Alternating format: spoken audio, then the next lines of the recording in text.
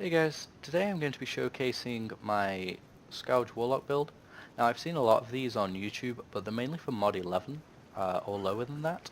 So I thought that I'd just show you my build, which is for mod 11.5, moving into 12. There are some things that I do have in place, which will be useful in 12.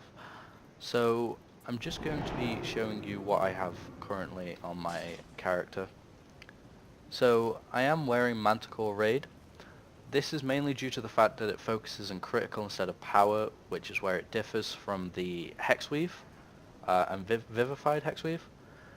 I do find it better as well because it is 480, which means it does give slightly more health and slightly more stats, and I've got the full set of that. Now, I do have reinforced power in all of my armor pieces.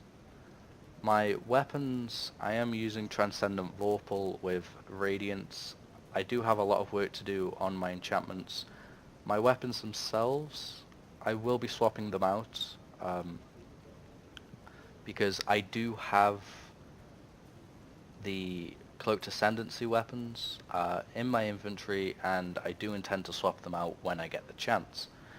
Now, moving over, we are using the Baphomet's Infernal Talisman with the Demogorgon's Girdle of Might and the Shard of Orca's Wand. That's for the 20% additional damage based on the difference in hit points. The rings, I am using the +4 Brutality and Rising Power +3. I have been farming for the +5s and Rising Power +4 or Rising Precision +4. I have not had any luck yet, which is a shame to be honest, but I will keep farming for them. Gemmed Exquisite, you know, just basic. They don't change much. I could get the Bloodstained shirt, which is 450, some more stats, and I might consider that at some point, but not yet. Moving into the other three artifacts that we've got the Fey and Book of the Dead, which is crit, armor, and action point gain. Action point gain is the main one, I would say there. Obviously the crit and armor pen are nice, but the more action point gain you have, the faster you can pull off your dailies, which for single targets is really good. Next we have the Kessel Spheres of Annihilation. 1000 power, 1000 armor penetration, and 600 combat bonus. Lastly, we do have the Lantern of Revelation, which is critical strike, armor penetration, and combat advantage bonus. There is a swap out that I'd like to do. I'm not sure which one of these yet, but the Sigil of the Controller, I believe, does offer better stats. I think it's power and crit. Don't quote me on that though, but I'm fairly certain it is, and I would like to swap that out. I am waiting for the double experience event to get that character up to 60, so I can easily get that. Ability scores obviously just Constitution and Charisma. There's nothing else that you actually need there. All the rest of them are just useless. Intelligence, I suppose, because of resistance ignored, but you can get that up really easily by yourself.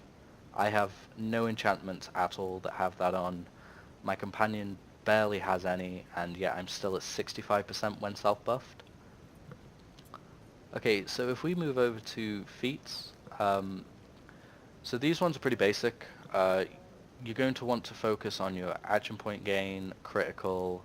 I focused on lifesteal, but it's your choice. Encounter damage, cooldowns, and critical severity. If you just focus on them for your heroic points, you'll be fine. That's the setup I have. I'm sure there are better ones, but that's what I'm using currently. We did go primarily Fury, and that's because of Creeping Death, which you should always go for on a Hellbringer in my opinion. You could go for the other two, but I wouldn't advise it. Now, we do have two Paragon powers. Gatekeeper's Empowerment, which is purely for the DOT component of Hellish Rebuke. The 25% additional damage really helps. And Power of the Nine, which means that other people in your party get 50% of the benefits from Pillar of Power, and also if you have to dodge an AoE attack or an attack that you know is going to hurt, you still gain the benefits of Pillar of Power for 5 seconds after leaving, which means you have enough time to dodge and go back while still retaining the bonus for the entire time. The others that we're using, we do have the Lesser Curse, which reduces their damage resistance. We have Executioner's Gift. At will and encounter powers deal 15% more damage as the target's health diminishes. And then we just have Killing Flames, making it more AoE, 30% split between enemies within 20 feet. And Brutal Curse, an extra 10% damage on your Warlock's Curse, which brings it to 30%. Down here we just have the Parting Blasphemy, which is 50% whenever a curse is removed. And that is it for my feats.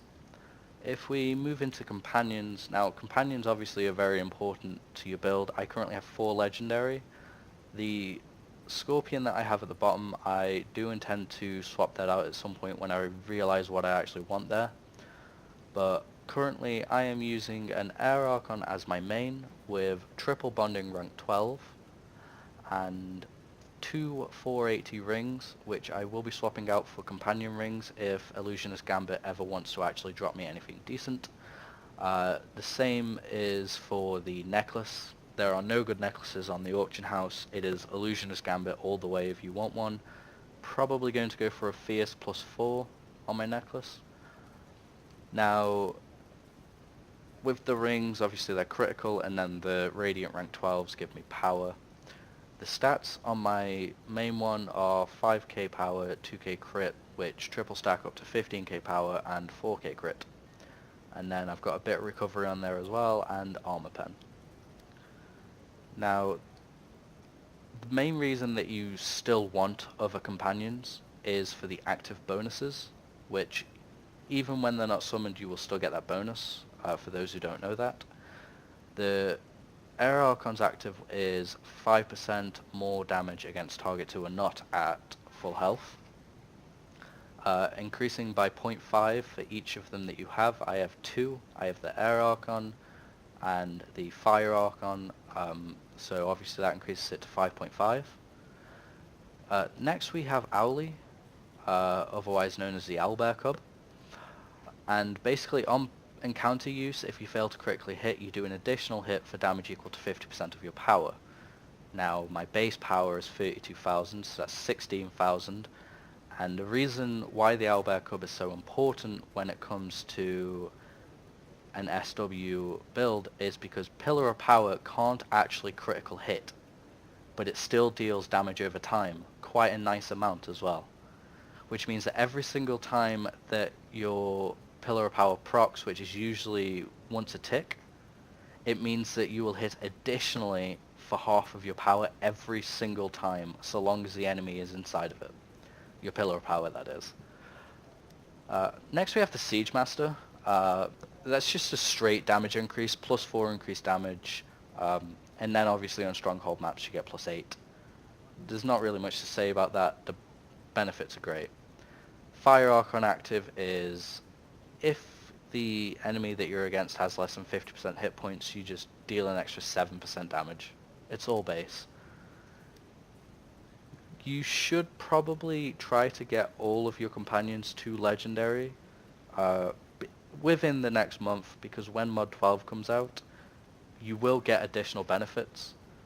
From what I remember, the first legendary that you have will give you 15% of its stats, which is the legendary bonus.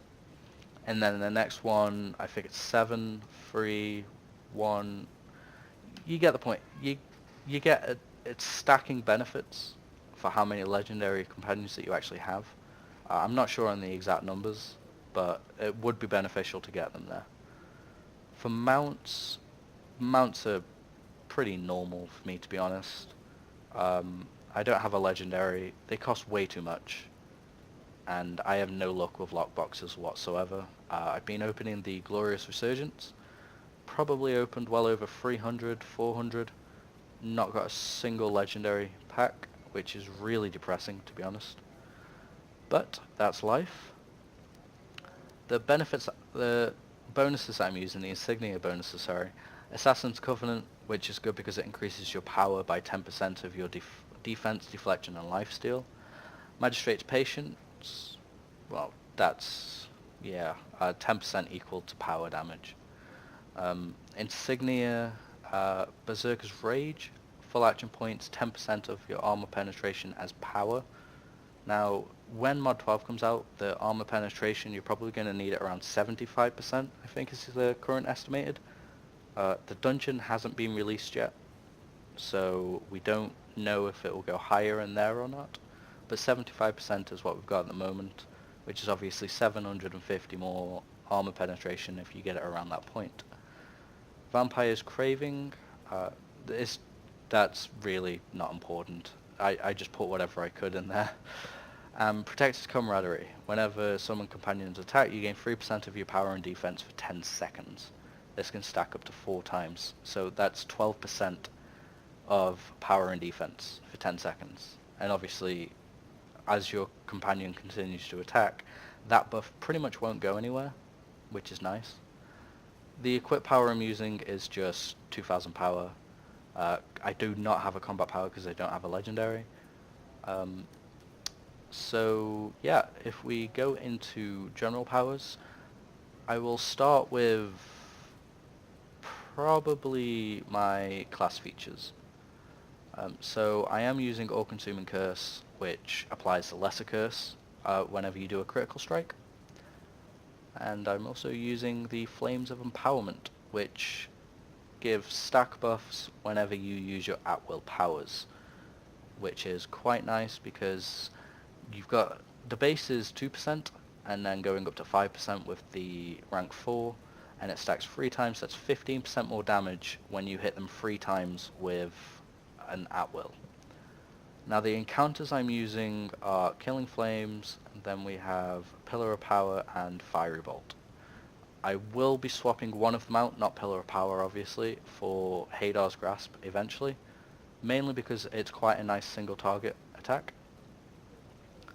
Now for the dailies, I'm only actually using one currently, and that is Brood of Hadar, mainly for the damage.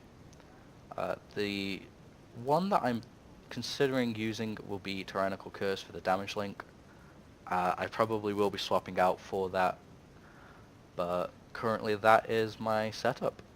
Now I will show you what I'm like when I'm buffed and the spell rotations that you generally want to go for. So obviously the first thing you want to do when you're entering an encounter is put on your Warlock's Curse. Next, put your Pillar of Power right underneath them. You can see the damage it does. The damage is great. So once you pop that down, obviously don't do that. You want to stack up your Flames of Empowerment, which will give you 15% more damage after 3 attacks. Then use your encounters, your dailies, and rinse and repeat. Now stacked, I am currently running at 55,000 power, 20,000 critical, but that can go up to 22,000, just like my power can go up to 63 self buff. So you can see my critical going up there. Armor penetration is at 6,500, which is quite nice because it does give me 65.7% resistance ignored. Obviously my critical can go up to 82 self buffed. Some things just don't really proc all the time. Stack of Madness, obviously when that reaches 50 in a second. That will give you Rampaging Madness, which will give you, obviously now I've got 60,000 power, 20,000 crit.